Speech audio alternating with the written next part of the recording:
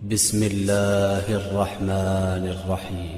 قرآن کا اور مولا علی کے کلام کا مزاج ایک ہے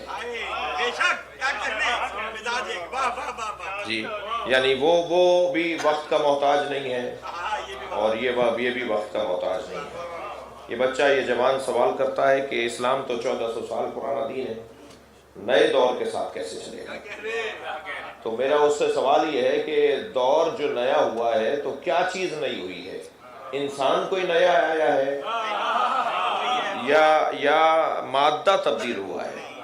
جی، میں نے کل کی مجلس میں کہا تھا کہ کپڑے تبدیل ہوئے ہیں، یعنی اس وقت کچھ اور پہنے جاتے تھے 1400 سال پہلے، آج کچھ اور پہنا جا رہا ہے۔ سواریاں بدلی ہیں جی، مکانات تبدیل ہوئے ہیں، پہلے کے مکانات کچھ اور انداز کے تھے، آج کے مکانات کچھ اور انداز کے ہیں۔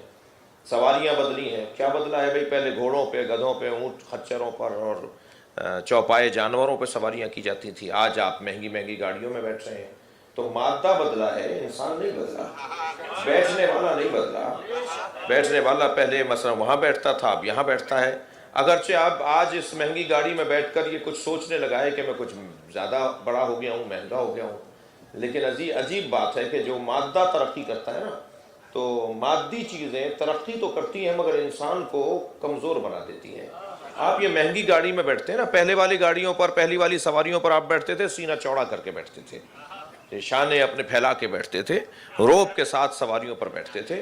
آج یہ مہنگی ترین گاڑی جب تک آپ کو جھکا نہیں لے، سر جھکوا نہیں لے، بیٹھنے نہیں دیتی، جب تک یہ آپ کو ذلیل نہ کر لے۔ آپ ہمارے لیٹسٹ ویڈیوز کے بارے میں جاننا چاہتے ہیں تو ہمارے چینل کو سبسکرائب کریں اور بیل آئیکن کو پریس کریں۔ شکریہ۔